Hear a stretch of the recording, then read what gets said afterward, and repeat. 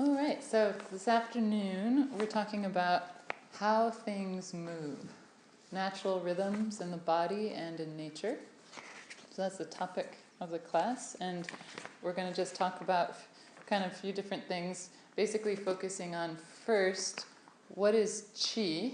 So that's a word that we talk about a lot in Chinese medicine. What is qi? And it's used a lot of different ways. In other systems, it's called prana, and I forget, my Ayurvedic doctor friend used to know all the different words in all these different languages. I'm trying to think if I can remember any other ones, but qi and prana are pretty commonly used in the West. So it's a pretty similar idea in both traditions, the Hindu tradition, the Chinese tradition. Ki, that's the other one. That's the Japanese word, ki, qi.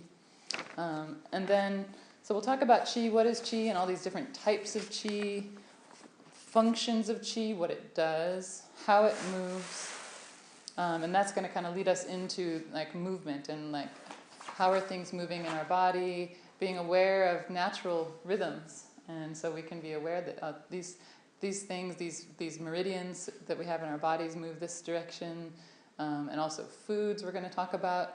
Certain foods and tastes have specific movements in the body. So then, we can just be aware of those things, and then particularly if our qi is moving in a direction maybe that we don't want it to, or it's not, we want it to move in a different way, we can use foods, and there's a lot of different things you could use. I mean, we're not going to talk about pranayama today, but that's a type of working with your breath, or, so that's another method you could use, or acupuncture, which is what I do, so that's definitely one of the primary things we're doing with acupuncture is becoming aware of, well, which way is this supposed to move? What's it supposed to be doing, the function? Is it doing that? Is it moving in that direction? Is it like kind of moving the way it should? And if not, then we use acupuncture to redirect the energy, or to strengthen it, or to clear it, depending on what's needed. So that's basically what we're going to talk about. So we're a small group, so like yesterday, feel free to ask questions as we go if something comes up or you want to ask. Does the leader relate with feng shui? Feng shui? Oh, I'm sure. I mean, I haven't studied feng shui, but I mean, feng shui, I know that it's generally about like using the environment and to manipulate, to know which way, how is it moving, and what's a balancing way for that to naturally move that way. So definitely, it totally fits in. Yeah. So qi, there's there's so many different definitions of this word, but probably the most commonly used one is energy, and I think that's totally makes sense to use that. Life force is another one that's pretty common, and so both of those I think make a lot of sense. But in general, in Chinese medicine, we talk about qi in two different ways. One is really specific to functionality. So we can have something like, I think we brought this up a little yesterday, but like the heart has a specific qi. So there's heart qi, and then like there's liver qi, kidney qi. And that really means like, well, what is the function of that organ? So like if the heart, for instance, which is like said to be ruling over all of the other organs, and it also kind of oversees the blood, both the production of blood and also the movement of blood to a degree. If those things are not happening well, then we can look to the heart and say, oh, maybe the heart qi is deficient. So that's one use, is like this function of qi. And then the other is more on that energy side. So just talking about qi in general. So saying like, just qi is your qi, you have weak qi is a common thing, or deficient qi. So that usually means just like lower energy or lower life force. So wanting to boost the qi.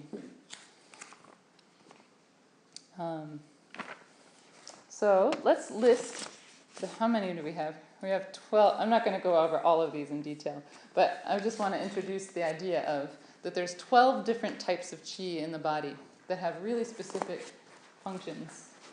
So let's just write them down. We have prenatal qi. This is the qi that we get from our parents. So that's one. We kind of come into the world with prenatal qi. It's hereditary, it's fixed in quantity. So we have whatever amount we have, that's what we have. And hopefully we have a good amount of it. Because it definitely is what kind of guides our life force and our growing and development and all of that. So prenatal chi, central chi.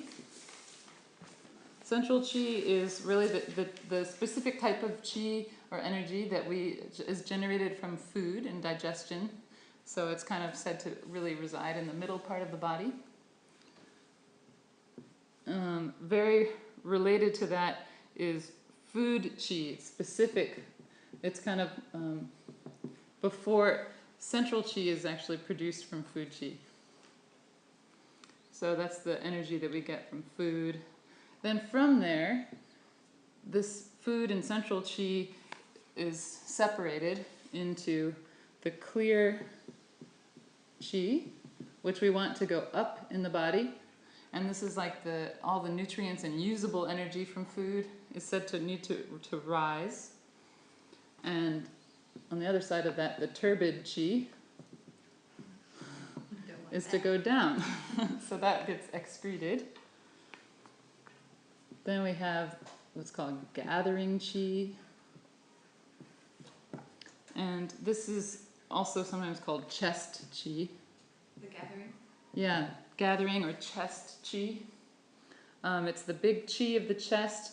It meets with this clear chi that rises, and then it gathers with the air that we breathe into the lungs.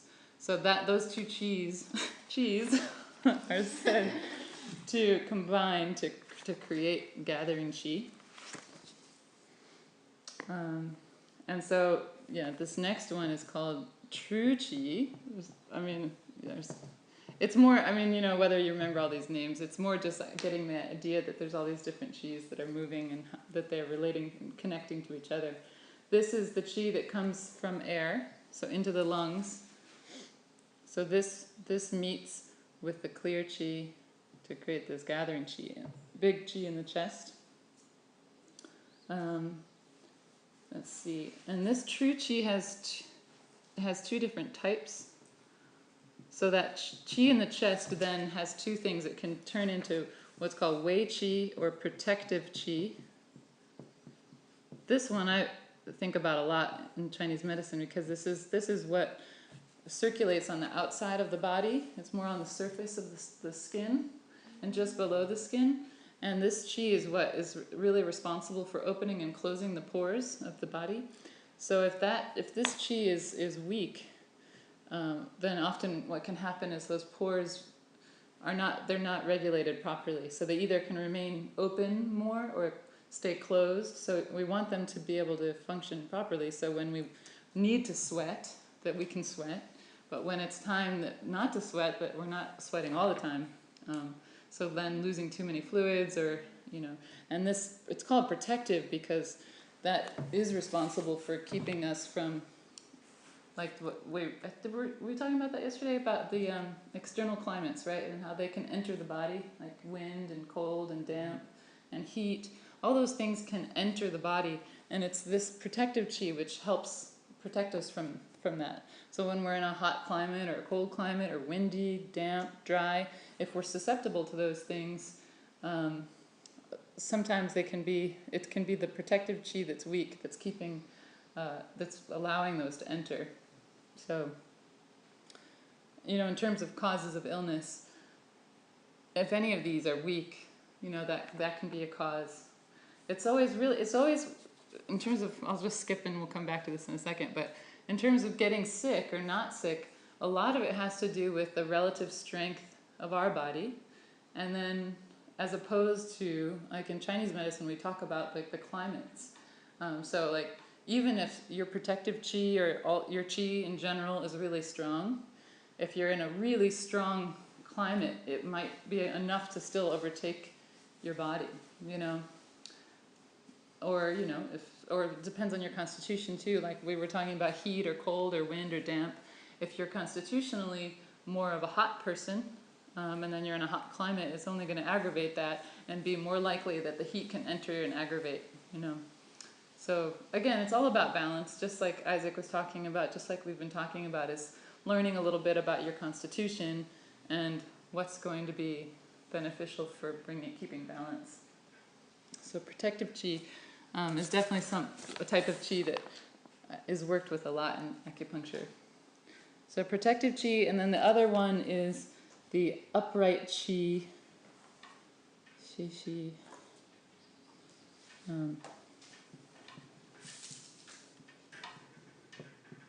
This one is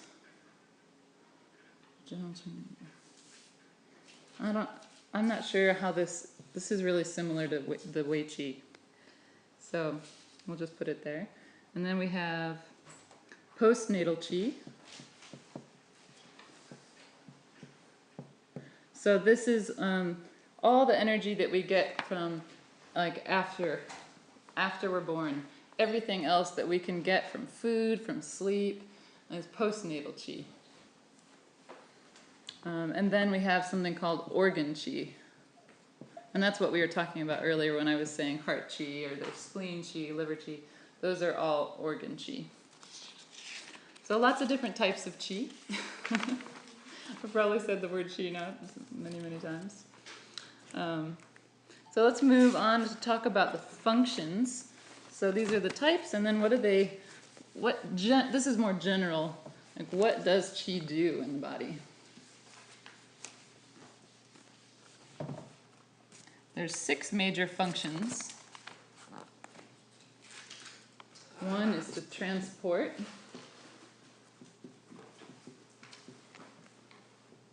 2 is to transform.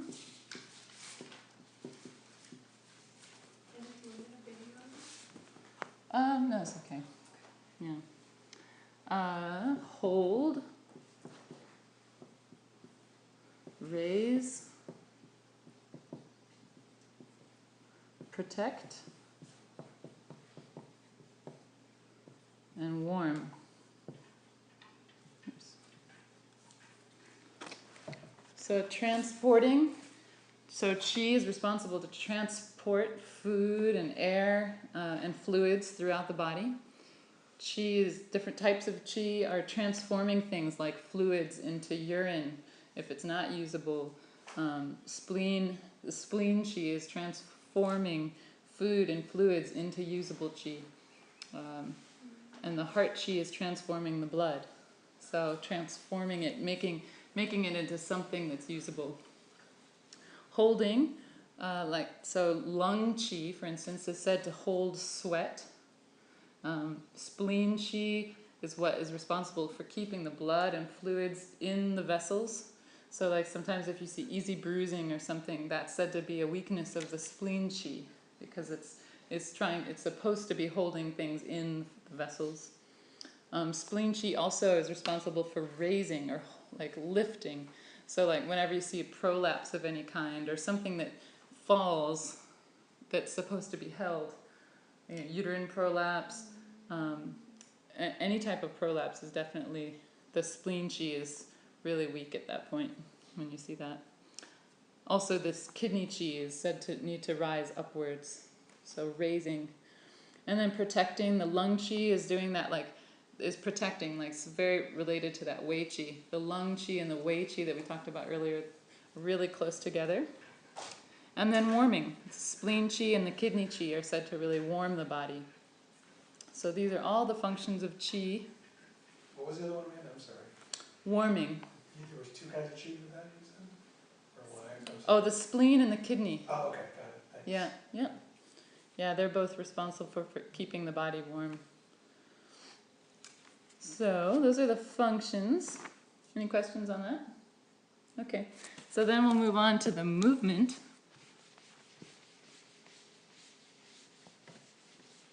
How does the chi move? There's 4 principal directions. Let's switch the colors up.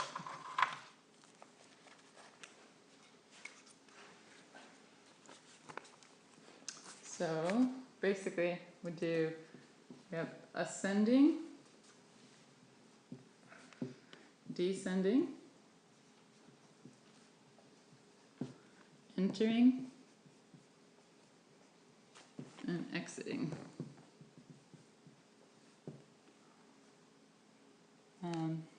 I think these are all pretty straightforward. It's basically, you know, up, down, in, and out. Let's see, what do we want to say about that? I think we'll just move into talking about, like, with these ideas then, talking about the organs in particular and how they move. So, like, the kidneys and the lungs have a special relationship. I'm going to just abbreviate them like this, kidney and lung. So really, like, the kidneys are really thought to be important for the full inhalation. So when we take in a full breath, the kidneys are said to really grasp the chi. So down below, you take in a full breath, the kidney grasps the chi on that inhalation, and then it's actually the lungs that control the exhale. So sometimes, like in breathing difficulties, we'll say it can be due to kidneys not grasping the chi, is what that diagnosis is called. So it's not as much about the lungs necessarily. It could be, but it's this lung and kidney balance. So they have a special relationship. Then the heart and the kidney also have a special relationship, where the heart is said, we were talking about that yesterday, to house the mind, or the heart is like the seat of the spirit, they say, or the home of the mind. And it's also related to fire. So, like, the fire element is related to the heart, and then the kidney down below is related to the water element. So they really have this mutual balance of yin and yang. So water is really yin, and fire is really yang. They're kind of like the extremes of those elements. So it's really important that the heart and kidneys keep in communication and balance each other with that hot and cold. Sometimes you can see things that happen where the cool of the kidney can kind of leave that seat down below and kind of put out the heart fire. So that can happen sometimes, where it's just kind of where you see, like, certain mental imbalances are due to that, like discommunication of the heart and kidney. So sometimes insomnia even can be due to that. So it all comes really to questioning and things when making a diagnosis like that. But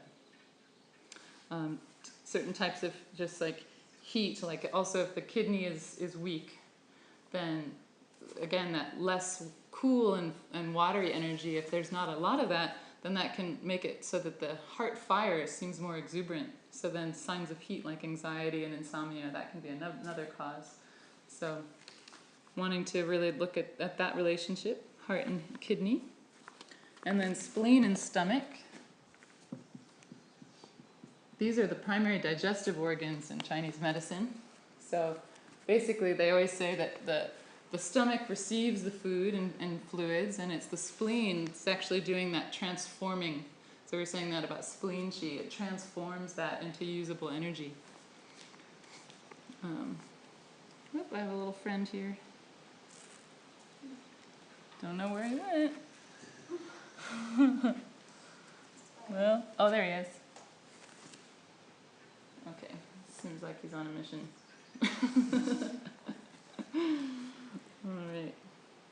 And then another one is liver and lung.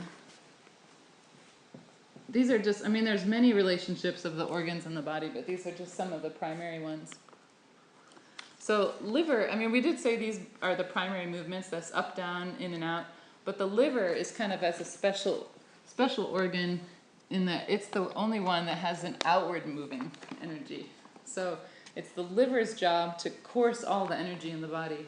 So when we feel like when the energy gets stuck, or like, for instance, say if we have to sit all the time at work, or, sometimes the liver doesn't like that. The liver really likes movement and exercise and keeping things going. So if we're sitting a lot, that liver energy can get stuck and it gets kind of cranky. And and so sometimes the main prescription for that is really just to go exercise or take a vigorous walk or something. So that's the liver chi and its relationship with the lung chi. You say that the liver moves the energy out? Outward, yeah, it's the only organ that moves outward.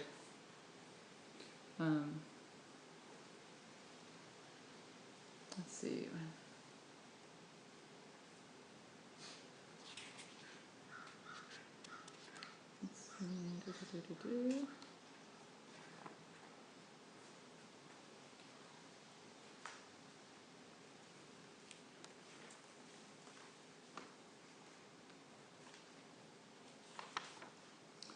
Well, I was trying to. I'm not sure why I was putting the liver and the lungs together here, because.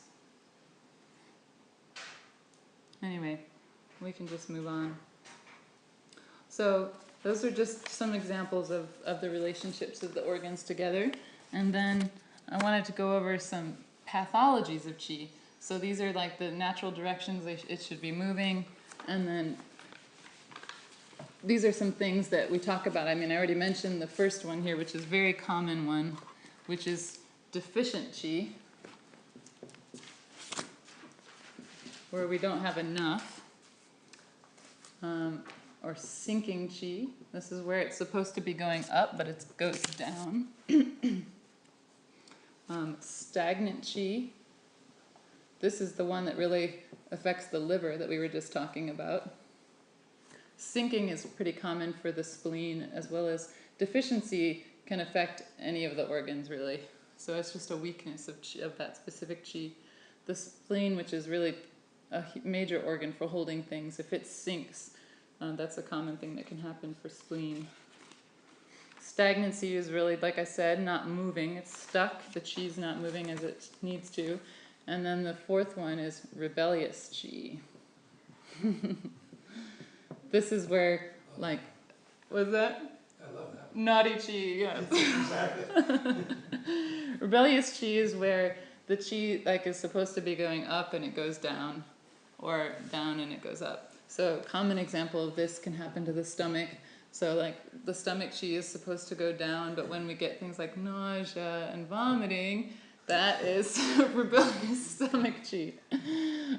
Or also it happens with the lung. When we get coughing, the lung chi is supposed to go down, and when we get coughing, that's the lung chi going up.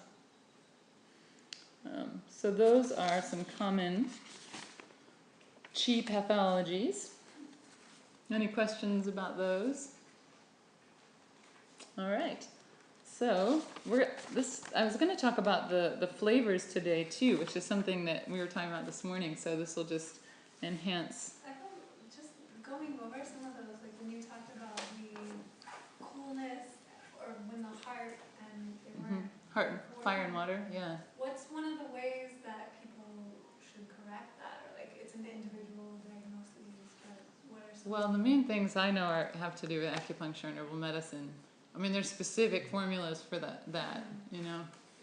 Yeah, that's what I was wondering. You're going to talk a little bit about how to impact some of these. Or how you've worked with people Yeah. who've had those kind of things. Well, we are going to talk, I mean, primarily the things that I thought that are useful, because these are things that you can do, are like things with foods, you know. So I do have things with foods, but in general, like specifically to talk about like lifting the chi, definitely like that's something acupuncture is really good with, or dispersing the chi. Yeah.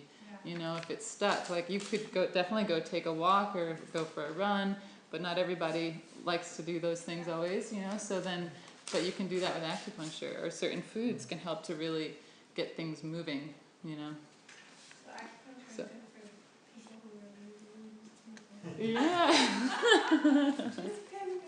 I don't want to do anything. Yeah, just pin me and you'll be my exercise. And meditation, right? Because you can use meditation to affect Definitely. all the wind energies. Yeah. And all of that. Yeah, and a lot of like Chinese medical doctors will prescribe Tai Chi or Qigong, because those are really specific like exercise movements that like literally like there's the lifting or ascending exercise and the descending. So you just are specifically doing these things, you know. Simple things like a posture, and having a certain posture creates. Yeah, it affects your channels and your winds, and Yeah, definitely. So the first thing is really just knowing about these things, and then knowing that there are these specific movements, and then after you become familiar with them, then you can realize, okay, that's this out of balance, and then you can learn things that help. So flavors is one of the main things that we can use. So knowing that, this is one of the major reasons why herbs and foods are beneficial is because they do have these flavors. And they have thermal properties, like they are somewhere on a scale from really cold to cool to neutral to warm to hot, and because of the combinations of that thermal property and the flavor, that's really exactly why that herb does what it does, or that food does what it does. So I really love teaching classes about this, because this is where sometimes people tend to have this idea that herbs are just like this frou-frou weird new agey thing, or like, oh, that's just something that like my great grandmother said and it means there's nothing to that. But in fact there's so much to that, and there's so much wisdom in that, and it's been, for centuries we've known these things, and it's not just it's not just some made up. I'm talking to the choir here, everybody. I think here probably agrees with that. Even early American history, like they had the row cards and they grouped specific things Yeah. that were food, but they were medicinal, and they just combined, both of them, Yeah. and, passed it down through the generations. So, Yeah, it's really, so it's cool. I mean, it's cool that it does seem mysterious in a way, but in fact it's actually really scientific when you start talking about these flavors and like why they are. So let's list these out. And I'm combining, like this morning, if you were at Isaac's presentation, he was talking about 6 flavors. Ayurveda talks about 6 flavors, and Chinese medicine mainly talks about 5 flavors. And the main difference is just that in Chinese medicine, they combine the sour flavor and the astringent, because sour does have like an astringent quality to it. But it is a little bit, if you think, there are some little slight differences, but Chinese medicine doesn't really talk about those. So we'll talk about the 5, and you can just bear in mind that the sour flavor is pretty similar to the astringent. So let's start with pungent. So the flavor of pungent, foods like ginger, onion, and peppers, these are examples of the pungent flavor. Generally, these are medicinal herbs or foods that get things to move. So they induce circulation. They also can lead to sweat.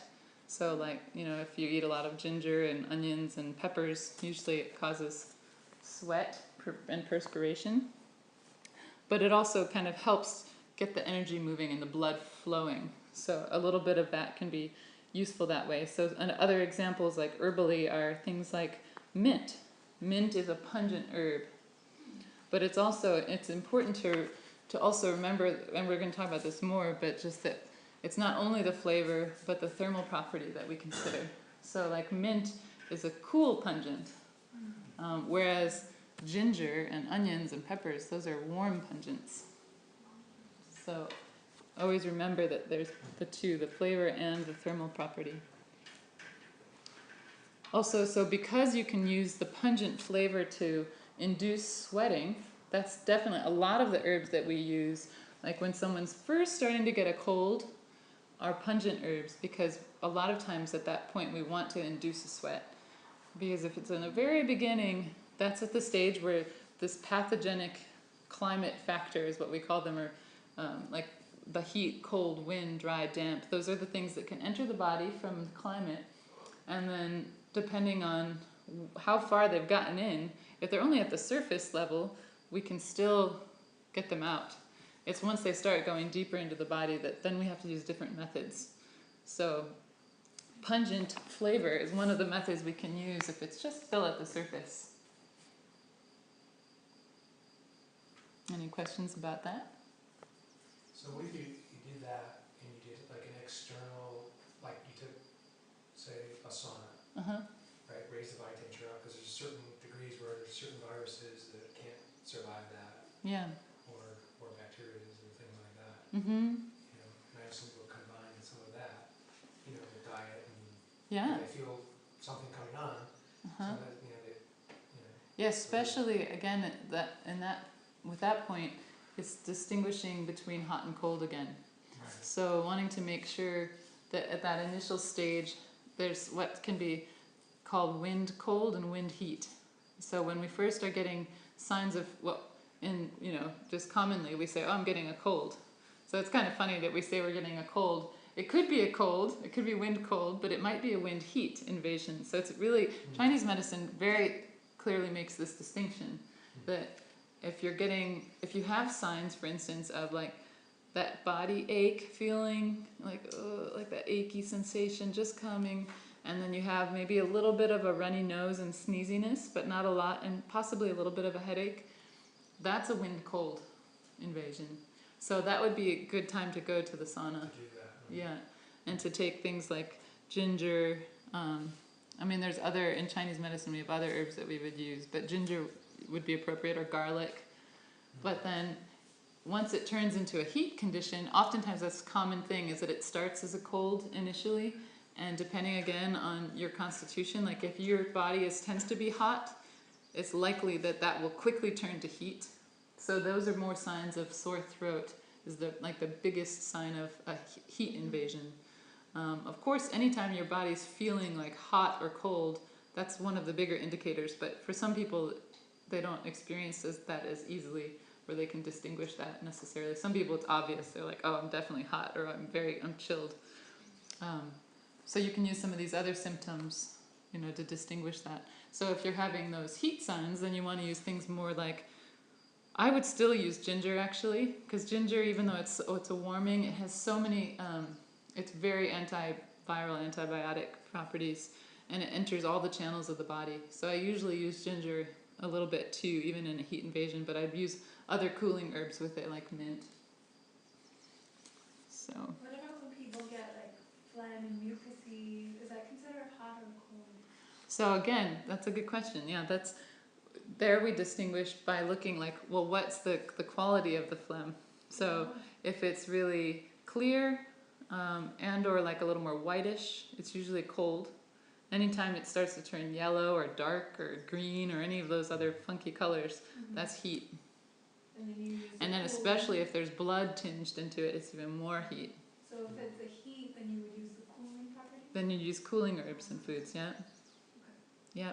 And for that, then we just there's hundreds and hundreds of herbs in Chinese medicine that we use. So it would be using herbs that specifically open the chest, herbs that transform phlegm, and then we would use herbs that are either cold or hot, depending on what type. What about for people like with allergies?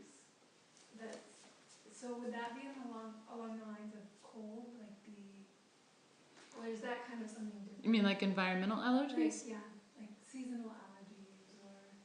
Well, that usually has to do with a little bit of this Wei Qi deficiency. Were you here for that yet? I don't know. We were talking about that protective qi that runs on the outside of the body. And that's a lot of times, like if people get sick a lot, or they just get colds and flus, and allergies can sometimes be that too. Like that they just, that protective outside layer of the qi is not as strong. So there's herbs and acupuncture points that are good for that. Yeah. But it's considered separate from like a cold. Yeah. Okay. And it would be treated differently. Okay. So, I have a question. So let's say you get totally confused with all this. Mm-hmm. And you're feeling something, you're not quite sure what it is, and so if you say, okay, well I'm going to take both the hot and the cold, because I don't know what's going on. Does the body then take, okay, there's the one I really need, and kind of equalize itself? Or does the other one that you don't need really send you the wrong way, or? Probably, it's not such a good idea to do that, because usually what would happen is either they're going to cancel each other out and nothing's going to help. That's what I'm wondering. Or it could make it just more chaotic, because it's just like, you realize that's one of the causes, that's one of the, I know. That was the answer, right? It's better not to do that, because that's one of the causes of disease is, well, there's external causes, which are all these things we've just been talking about, wind, cold, heat, Right. damp, dry. Then there's internal causes, and these are like the emotions. So excessive, any of the emotions, whether it's joy, whether it's anger, if it's prolonged or repressed, an emotion can become a cause of illness. And then there's this whole third category of causes, which includes things like diet, sleep, sexual activity or inactivity, too much exercise, too little exercise, all these things, just lifestyle things. But then one of those things is called iatrogenesis, this really fancy word. I'll write it on here. Iatrogenesis, which means wrong treatment. I'm gonna get a t-shirt with that on it. And that's just, like you're given the wrong medicine. So Yeah. this happens, I'm a little bit biased, but like antibiotic use, overuse of antibiotics is like definitely is such a common thing, and it's so people get antibiotics upsetting. for a viral issue, which makes no sense. So. Yeah, and also antibiotics are very cold. And so sometimes they work really well in a heat condition, but if it's a cold condition, they're going to just make it worse. So that's one thing. But the other thing is really just that, and you probably all have heard about this stuff, but just with like the superbugs and, the resistancy of the body, to these antibiotics. So then you take the antibiotic, it just suppresses the immune system. It maybe kind of just puts a blanket over these microorganisms that are in the body temporarily. Unless, the only exception to this is if you haven't been taking antibiotics a lot. So a lot of times they can work if you haven't been taking them a lot. But if you've just taken them and then maybe like a month later you get sick again and then you get prescribed it again, that those bugs and everything have had a chance to get stronger in your body and they're more resistant. And just in the meantime, the more you keep taking them, the weaker your own immune system is getting. So it's this like vicious cycle where you're depleting your body's ability to fight, and you end up not having any ability to fight. So better to really use, except in the case where like if you just aren't taking antibiotics that much and say you get a case of Giardia or something like that, and then you can catch it, get rid of it, that's great, or something like a urinary tract infection where it just kind of happened, and you take it and boom, it's gone. But there's just cases, like I have many patients like that who come in and then they get these recurrent infections that are just very obviously the same infection that just shows up a little stronger and then a little stronger, a little stronger. So that's a tangent there, but wrong treatment can be a cause. So even in a simple way, like using a cold herb in a cold, like vitamin C is also very cold. So sometimes vitamin C can be really helpful if you have a heat condition, but if it's a cold condition, then it can exacerbate it. So it's just good to know that, like, maybe look it up, if you're thinking, oh, I want to use that, is that hot or cold, Is that going to be the best thing? And some of these things, like being able to think about, well, do I feel hot? Do I feel cold? Generally, like those colors of clear and white and yellow and red, those indicate hot and cold. So if you see like a red face, red eyes, red tongue, all signs of heat. If you see a pale face, pale eyes, pale tongue, all signs of cold. Or the mucus color. So those can be clues. And the other thing too is that I know sometimes you get a certain craving for something, Mm-hmm. right? And oftentimes that's the body's like trying to tell you that, okay, gee, I have to like go find a banana. I eat that, or I eat this, or I eat that. There's usually a reason, behind that, other than like, oh, that tastes good. Or it's just there and I'm going to just eat it. Yeah, sometimes you'll find it's like definitely like you have a certain craving for something because there's some deficiency, there's something. Yeah. Paying attention to that, yeah. To that sometimes. Yeah, it's definitely true. All right, so that's pungent. Let's move on to the next flavor. We just had a big tangent there. I hope that was okay. It was nice though. It's good because it's good background information for everything. So pungent, then sweet. Many people's favorite flavor. So again, like we were talking earlier, sweet is really. I actually taught a class on the sweet flavor specifically once, and just the pros and cons of sweet, because people tend to think, oh, sweet's all bad, and sweet has so many really good things about it. So let's highlight those first.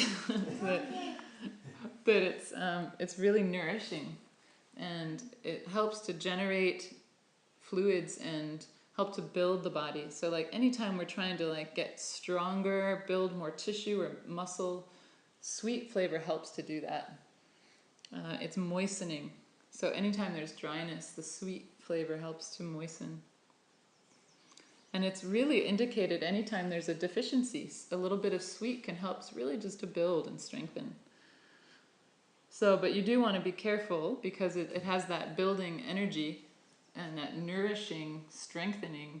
It can lead to too much of that. So then you can have like, you know, more overweight, overproduction of fluid because of that moistening aspect. So you can get too, like if you have a lot of mucus, for instance, you don't want to have much sweet because that's already an overproduction, you know, overbuilding energy.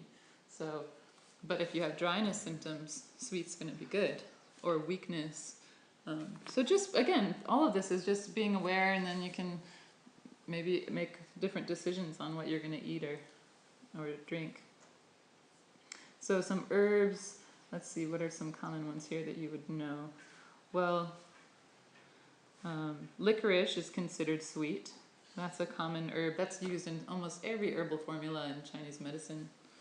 It has just a really balancing energy, licorice, so we'll just use a little bit of it. And if you're combining a lot of ingredients together and you add a little licorice, it's said to harmonize the rest of the formula.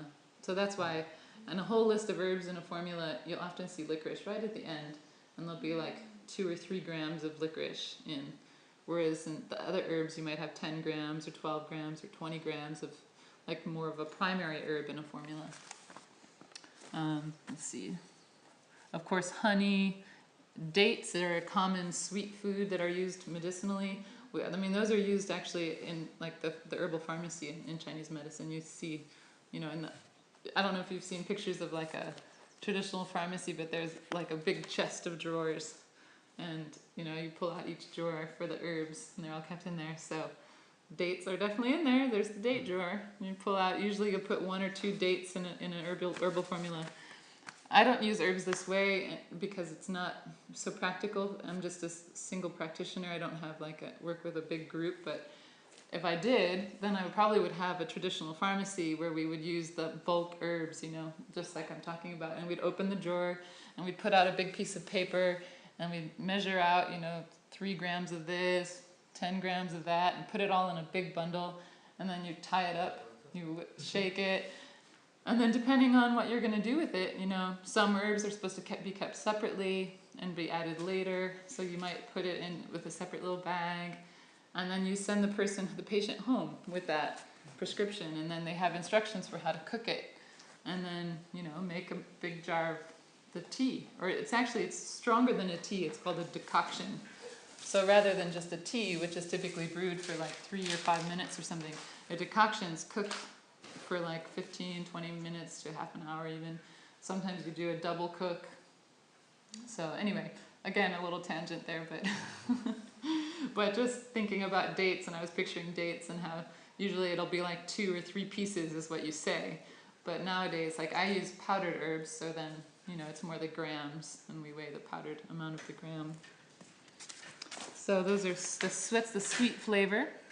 Oh, another kind of tidbit of information about sweet is that it typically is said to neutralize toxic effects of other things. So sometimes we'll use herbs that are actually considered toxic, but we can just use a very small amount of it. And of course, you have to be very specific and know why you're using that herb. For instance, fuzhe, which is a Chinese name for aconite, it's actually a heavily regulated herb, because it is toxic, but you just use a little bit of it and it's extremely hot. So it's one of those, that's part of the reason why it's toxic, is because it's an extreme level. But you just use a little bit of it and it can rescue what's called devastated yang. So what that means is yang, like we were talking about yesterday, is hot, right? So when we don't have a lot of yang, we have cold symptoms, or extreme, like if like hypothermia or something like that, where we've lost all of the heat of the body. Fudza is one of the things you can use to rescue that and bring it back. But you'd probably want to mix it with something sweet, probably like honey or dates or something, to really kind of soften and neutralize that toxic aspect of it. So which one do you use to rescue cold? Like if you're like melt down almost all the time. Or if you're always hot, you mean, Yeah. and then well, Is there's there one. herbs for that? Yeah, Shirgao is gypsum, and that's extremely cold. What's it Gypsum, it's a mineral. Yeah, Yeah, gypsum. Cough gypsum. Yeah, and you get it powdered. Your walls are gypsum. Yeah, you can show them all. Try one. Yeah. And you really. But you just all of those extreme herbs, you just really have to be careful with them. Meaning, because like any of them can really damage the digestive system or cause other problems. Like if you were to just like take gypsum, you wouldn't want to do that. You know, you need to combine it appropriately with other herbs and to make sure you're not going to just totally wreck. But if you know what you're doing, you can really use that to really help someone. So I have a dark chocolate bar and just sprinkle a little gypsum on it. Then you're all set. I'm good to go. I'm liking this.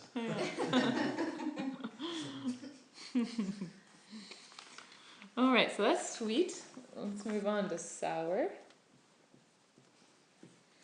So the sour flavor, so like I said earlier, the astringent is sometimes also in this category because they both have this absorbing and consolidating energy. So like if you think about when you taste a sour something, it kind of like, it just like, whoop, it literally kind of pulls everything in, you know?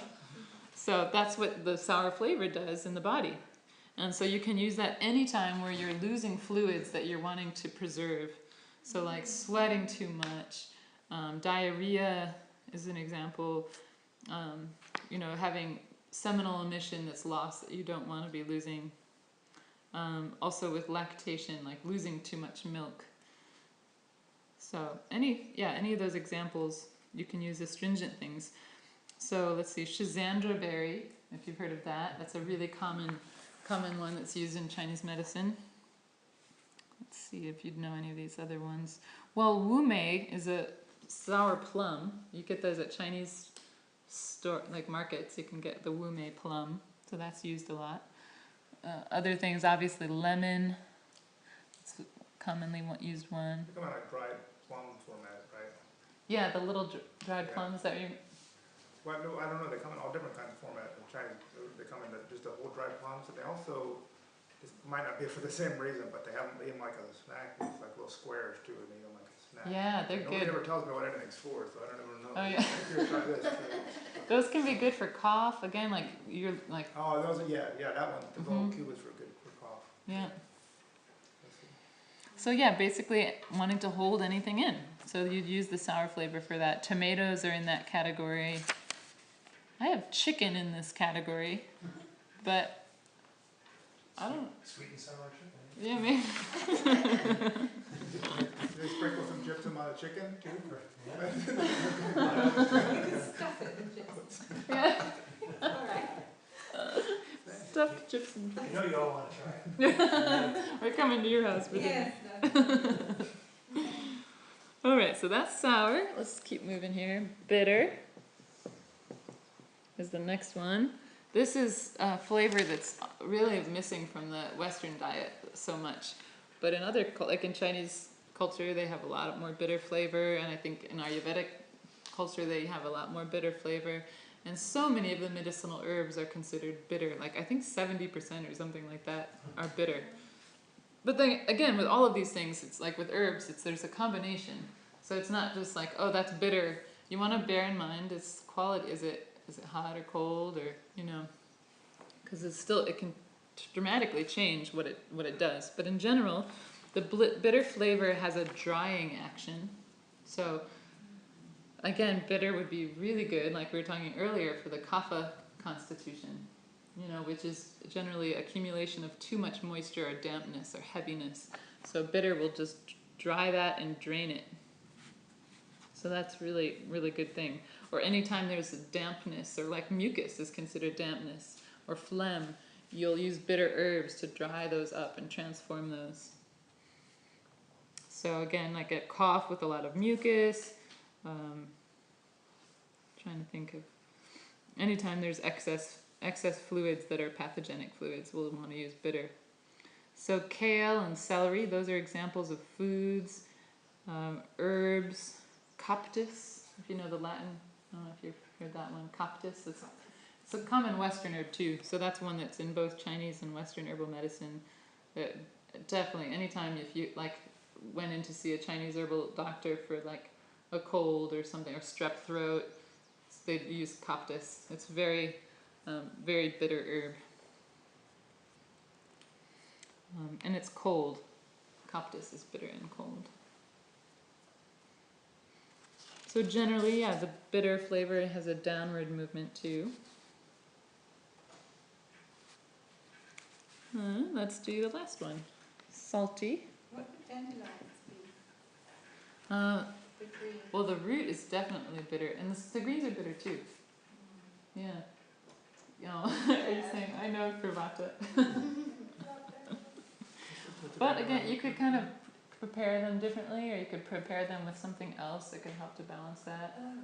Like even just the oil helps. Oh, okay, good. Yeah. What are they good for? I'm pulling a lot of my. The dandelion garden. greens? Yeah.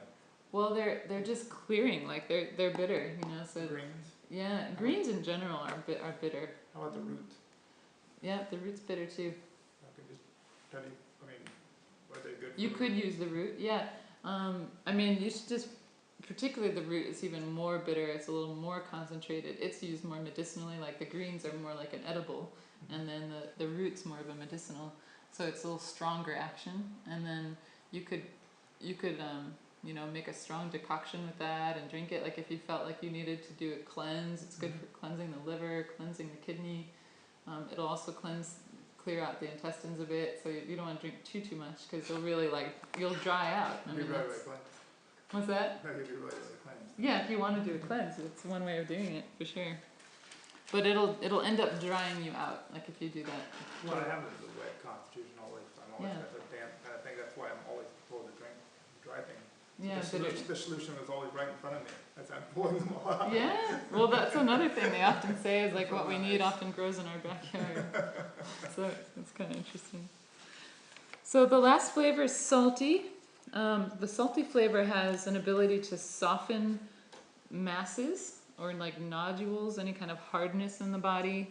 So it's used for like if there's an abdominal mass or like dry stool there's something stuck, the salt can help to break that up. Some of the salty herbs will be used like in a goiter. If you've heard of a goiter, which is an accumulation in the throat from thyroid imbalance, the salty flavor will help to break that up. Sometimes like for any kind of mass. So, and also if you have, like you probably have heard too, if you drink salt water, it's a purgative, or it'll cause you to evacuate. So another way, it has a dissipating energy. But a little bit of salt is actually, so all of these have like a little bit does something, and if you have a lot, it has a different action. So a little bit of salt can actually help to settle and ground and take, like in a meal, can bring things into the body a little more. But again, if you have it more medicinally, it dissipates. So just moderation and everything is the key. Like 10 years ago, I was taking this yoga and I saw this like yoga show from, I don't know what country it was. Anyway, they have kind of like this ritual where you clean your bones if you have sinus or this mucus. So you make this salty water, need to be very warm, and you put it in your hand and you breathe it in, and then you take it out from your mouth. And I didn't have any sinus, but I stayed all day cleaning. I didn't know how much diarrhea I was. So imagine for a person that really suffered from sinus. Yeah, Really. a lot. Yeah. I mean, you need to have a lot of courage to be like. Well, have you seen the neti pot? A neti pot, that's like something you can get that's meant to help you do that. It's this little pot, and you put the salt water in it, and it just kind of, you like slowly pour it. through. Oh, yes, Yeah. yes, yes. So that's the same idea. Exactly, but and then you feel, and you need a delay and you kind of Feel it how- moving through. exactly. Yeah. You're like, wow. You don't feel that when you're breathing at all. So it's like a new thing. And you can feel what that pathway's like. Yes. Yeah, it's interesting. So I have a question. I said, if somebody has almost like an aversion to, say, salty, or otherwise they just really don't do it. Just Some people salt? crave salt. Water Yeah. and salt. You know, The does water that mean very it's an salty. imbalance, or should you try to balance it with something else, or Need to be very do warm something to to kind of have create? enough. Well, yeah, it's a And good you question breathe in, because and it's then you feel it can what be is strong, it can and be what is both. very It can strong, be take like we more were saying time, earlier and that you do is put it um, in your mouth. if you crave something, it can be really because it's good for you, but it also can be you're craving something because it's not good for you. It can be both. Yeah, that's what I'm wondering from an aversion perspective, because that's the opposite way. It's like, Yeah. if anything salty for me, it's like, forget it, don't even get it near me. Yeah. The other people, like, they want potato chips and everything else, and bitters the same way, so. Yeah. Yeah, it's an individual thing. I mean, it's hard to because it can be either one. It's hard to say exactly. I'm trying to think if there's like a key that you could use to like know which one, but it's kind of I think it's more too individual. Yeah, so maybe it's one of those things, like you said, in terms of moderation, if you're not having any of it, maybe introduce Yeah, a because little we bit do in want your all the diet flavors. just to, kind of see where you go. Yeah, it's good to have all the flavors in our diet for sure. And then just based on your constitution, maybe a little more of one, a little bit less of another. So that just, but yeah, that is a good answer then. Not to have none of it. Right. Yeah. And then maybe I'll just give you, so we've been kind of alluding to this thermal properties. I'll just kind of go over some common foods and their thermal properties so you have a sense of these hot, cold, neutral. So just some other examples of cold foods, so more extreme cold would be banana, shellfish, all fall into that category, lettuce, seaweed, salt, fruits in general, watermelon, which we're going to have in a little bit here. Bamboo shoots. I don't know how many people eat those, but I know in China they eat them a lot. They do that in like Thai dishes. Probably, yeah. It's like a rum and Lemongrass, maybe you're thinking? no, the bamboo. Oh, yeah. Oh, yeah. Yeah. I love it. Like that's one of the things. Like, oh, what is this vegetable? Really? Yeah. So it's considered cold. So just being aware that it's cold. Grapefruit, specifically on the list. So then they distinguish between cold and cool. So a little less extreme is cool. And this is like cucumbers, apples, barley, tofu, button mushrooms, mung beans, which we had for lunch, peppermint, radish, spinach, strawberries, wheat, cream, yogurt and cheese. Those are all cool. And then the neutral category, so kind of a balance of yin and yang. Corn, maybe you were asking about corn. Yeah. So right in the middle.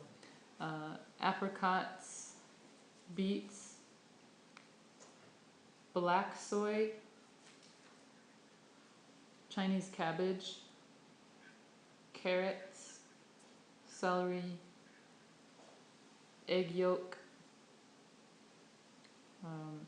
fig, grapes, honey, licorice, olives, papayas, peanuts, pineapples, plums, potatoes. It's good, there's a lot of things in this list.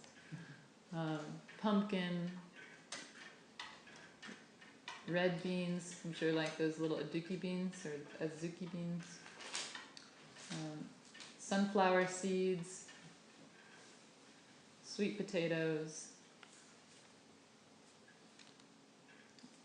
Then into the warming category.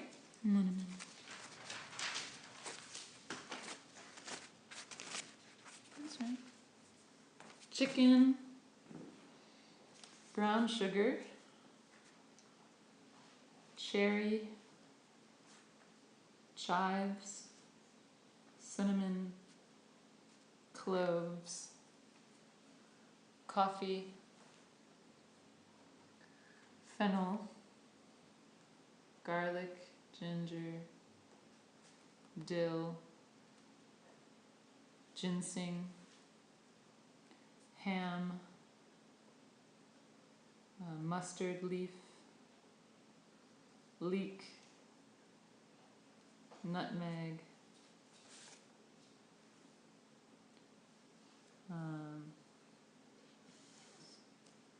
peach, raspberry, rosemary, spearmint, basil, vinegar, walnut, and wine. Those are all warm. And then when we get to the hot category, there's not that many that are considered all the way hot, but peppers and black pepper, ginger, dried ginger. So we said ginger, I think, in the, was that in the neutral? Or just in the, it must be in the warm. Yeah, so that's fresh ginger. And then the dried ginger is hot. And that's it. So if one had excessive heat and sense of pitta, you could use these foods and substances Definitely. to lower the Cool. heat. Yeah.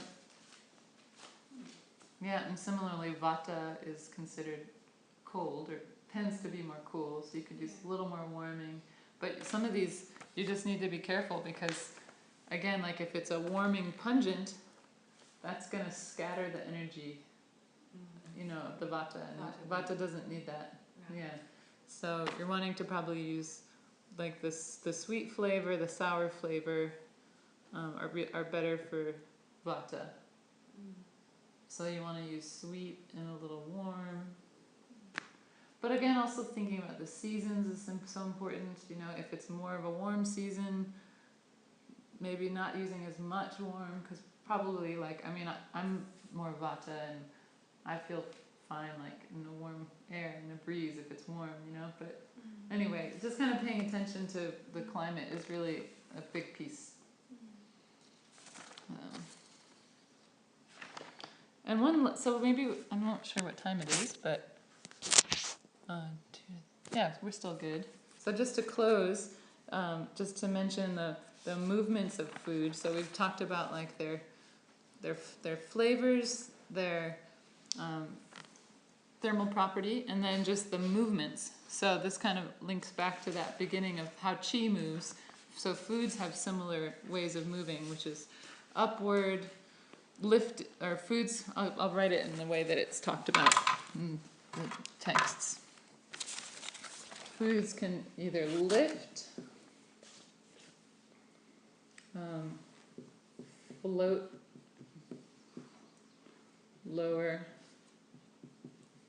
or sink. So basically the lifting means to move from a lower region of the body to upward region. The floating means to move from the inside to the out. The lowering is to move from the upper to the lower region. And the sinking is to move from the outside towards the inside. So to move inward.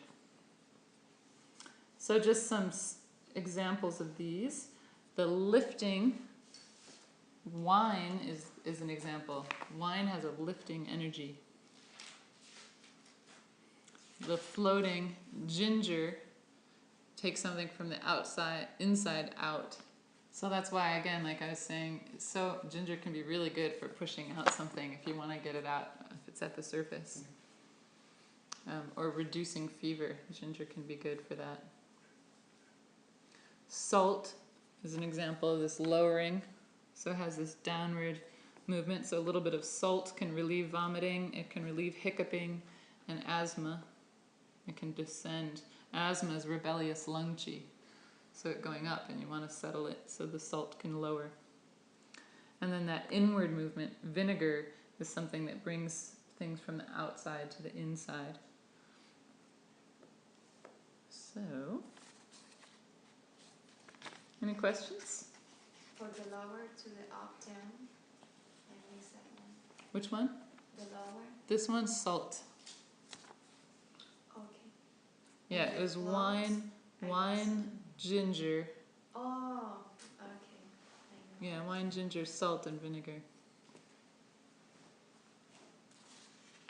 And in general, also this is just a little something good, maybe it's somewhat intuitive, maybe not, but in general, if you think about a plant, the root and the seed are typically have a downward energy in the body. So if you consume seeds or you consume roots, they bring things down into the body. So again, like using dandelion root to like flush down and out. And seeds will do that too. Anytime you there's a lot of seeds in Chinese medicine that we'll use, like apricot seeds, for instance, good for constipation. They moisten and move down. And then on the opposite side of that, the leaves and the flowers tend to have an upward motion because that's where they are in the plant, in the upper part. So I think that's all I had to say. Yeah. Yeah, any questions?